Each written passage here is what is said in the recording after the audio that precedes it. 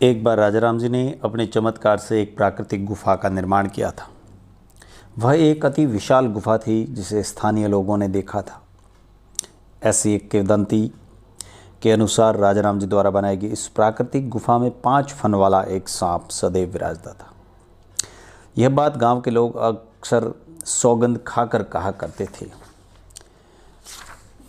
इस चमत्कार के बाद से लोगों के मन में राजा राम जी के प्रति अपार श्रद्धा ने स्थान बना लिया था। मंदिर व लोगों की भीड़ पहले की अपेक्षा बहुत ज़्यादा बढ़ गई थी। प्राचीन शिव मंदिर गांव के निकट था, जिस कारण राजा राम जी के ध्यान भक्ति साधना में व्यवधान पड़ा करता था। लोग तो बहुत आते ही थे। बाप जी ने साधना के लिए गांव से दूर एक स्थान बनाने का निश्चय किया, जिसके लिए उन्होंने एक ज़मीन ली। इस ज़मीन पर उन्होंने सबसे पहले एक विशाल तालाब बनवाया। राजा राम जी ने प्राचीन शिव मंदिर और नए आश्रम के बीच एक गुफा बनवाई, ताकि हिंसक जानवरों से बचकर निर्विघ्न भगवान की पूजा अर्चना को किया जा सके। यह सुरंग आज भी शिकारपुरा के प्राचीन शिव मंदिर में देखी जा सकती है, जो आज भी अच्छी अवस्था में है। इस गुफा के मध्य में मेहराबदार गुंबद भी है। राजा राम जी के चमत्कारों का सिलसिला निरंतर जारी था। एक बार शिकारपुरा गांव में भयंकर खुजली का रोग फैल गया। लोग बाप जी के पास पहुंच गए और रोग को गांव से निकालकर बाहर करने का निवेदन किया। राजा राम जी भगवान बहुत दयालु प्रवृत्ति के संत थे। उनसे किसी का कष्ट नहीं देखा जाता था। फिर जिस गांव में उन्होंने जन्म लिया हो, उस गांव के लोगों को कैसे दुखी देख सकते थे। उन्होंने लोगों को खुजली से मुक्ति का उपाय सुझाते हुए कहा, तालाब की मिट्टी को शरीर पर मलकर तालाब के जल से स्नान करने से खुजली समाप्त हो जाएगी। लोगों ने राजा राम जी के कहे अनुसार ही उपचार किया और देखते ही देखते पूरा गांव भयंकर खुजली के रोग से मुक्त हो गया। लोगों ने राजा राम जी की जय जयकार की। राजा राम जी के हर चमत्कार के बाद उनके प्रति लोगों की श्रद्धा बढ़ती ही चली गई थी। श्रद्धालुओं की निरंतर संख्या बढ़ती जा रही थी। मारवाड़ के पूर्व मुसाहिब सर प्रताप सिंह ने लोगों के मुंह से राजा राम जी के चमत्कारों के बहुत चर्चे सुने थे। उनके विरोधियों ने प्रताप सिंह से कहा, राजा राम नाम का आदमी जंगल में बैठा मौज मना रहा है। वह सीधे साधे पटेलों को भगवान के नाम पर मूर्ख बनाकर उनसे धन ऐंठ रहा है।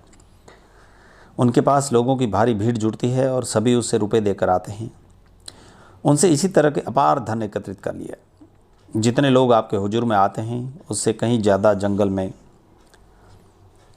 बैठे उस ढोंगी के पास जाते हैं। इस तरह की बात राजा को जाकर लोगों ने सुनाई। भोली भाली जनता को लूटने से बचाने के लिए कथित अवतार को सबक सिखाने की बात लोगों ने राजा के सामने रखी।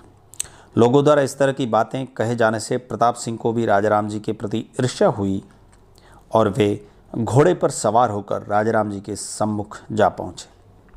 राजा राम जी ने उन्हें देख कर कहा, आज आप जंगल में कैसे आए। इस प्रकार वार्तालाप शुरू हुआ। प्रताप सिंह ने कहा, तेरे यहाँ लोगों की भीड़ लगी रहती है और तू लोगों को भरमा रहा है।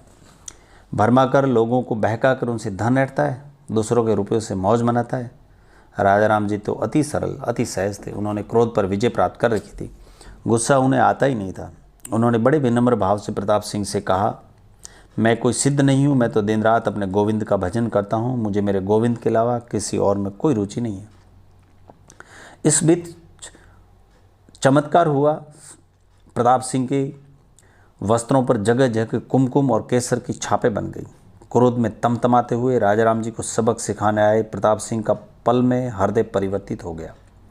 सर प्रताप सिंह कभी अपने कपड़ों पर पड़ी पवित्र छाप देखता और कभी राजा राम जी को देखते। चमत्कार के वशीभूत एवं परमात्मा की प्रेरणा से उन्होंने राजा राम जी को न केवल विधिवत प्रणाम किया, बल्कि अपने व्यवहार के लिए क्षमा मांगी। बाप जी ने उनकी ओर मुस्कुरा कर देखा। उस दिव्य मुस्कान ने प्रताप सिंह के मन का तमाम मेल धो दिया और वे पुनः दर्शन की इच्छा व्यक्त कर वापस लौट गए।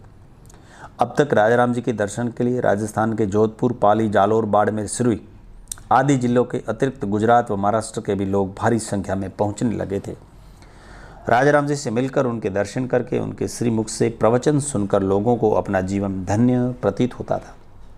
जो एक बार बाप जी से मिल लेता, वह बार बार उनके दर्शन करना चाहता था और करता भी था। इस तरह भगवान श्री राजेश्वर ने उस चमत्कार को दिखाया था।